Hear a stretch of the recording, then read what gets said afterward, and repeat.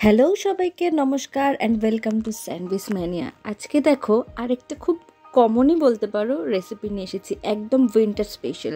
আর এই রান্নার জন্য আমি প্রথমে এখানে কড়াইয়ে সর্ষের তেল গরম করে নিয়েছি। তেল গরম হয়ে এলে তার মধ্যে দিয়ে দেবো ডুমো ডুমো করে কেটে রাখা আলু। এবার ভালো করে আমি এখানে একটু কড়া করে ভেজে নিয়ে তুলে নিয়েছি। এইবারে এখানকার মেন জিনিস হচ্ছে এই আমাদের শীতের স্পেশাল কিছু সবজি।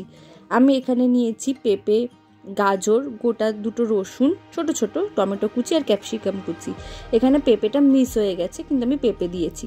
এরপরে ওই যেই তেলটা আলু ভাজার পর রয়ে গেছিলো তাতে দিয়ে দিয়েছি গরম মশলা, তেজপাতা, শুকনো লঙ্কা। গরম মশলার মধ্যে রয়েছে লবঙ্গ আর দারচিনি আর হচ্ছে ছোটো এলাচ। এরপরে কুচি করা পেঁয়াজ কিছু দিয়ে দিলাম, দিয়ে ভালো করে লাল লাল হয়ে এলে মানে ওই ব্রাউন টাইপের হবে দেখতেই পাচ্ছ, আর নরম হয়ে এলে দিয়ে দেবো চিকেনের এখানে লেগ পিস আমি বেশি দিয়েছি, ওগুলোকেও কেটে নিয়েছি যাতে ভালো করে সেদ্ধ হয়ে যায় বা মশলা ঢোকে।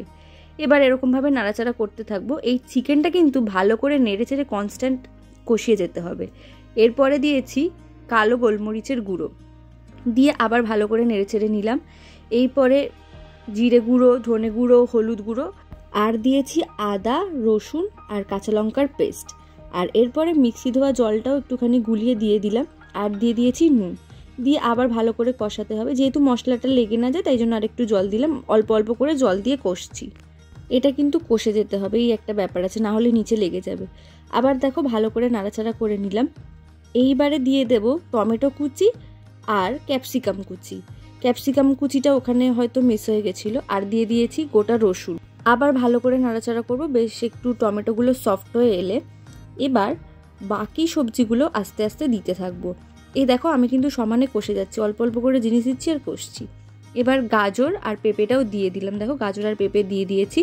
এই দেওয়াটা ভিডিওটা মাঝখান থেকে কোনো কারণে অ্যাড হয়নি, মানে ক্লিক করার সময় যখন তুলছিলাম তখনই হয়নি। তারপরে দিয়ে দিলাম আলু, দিয়ে আবার কষতে থাকবো। কষে এবার যাতে সেদ্ধ হয় সেই জন্য ঢাকনা দিয়ে রেখে দেবো। এখানে দেখো গ্যাস কম করে ঢাকনা দিয়ে রেখে দিলাম, একটু জল ছেড়ে দিয়েছে চিকেন থেকে। এবার একটা জায়গায় জল গরম করে সেই গরম জলটা ঢেলে দিলাম, দিয়ে এবার এটা ভালো করে নাড়াচাড়া করে আবার একটু ঢাকনা দিয়ে রেখে দেবো। যখন একেবারে সেদ্ধ হয়ে যাবে ওপর থেকে ধনে পাতা কুচি ছড়িয়ে দেবো। ব্যাস, শীতকালের এই সবজি দেওয়া চিকেন বেশ ঝালঝাল আর দুর্দান্ত খেতে লাগে। আর যদি একটু জ্বর সর্দি হয়ে থাকে তো আর কোনো কথাই নেই। ব্যাস, রবিবারের দুপুরে গরম গরম ভাত আর গরম গরম চিকেনের ঝোল, দুর্দান্ত।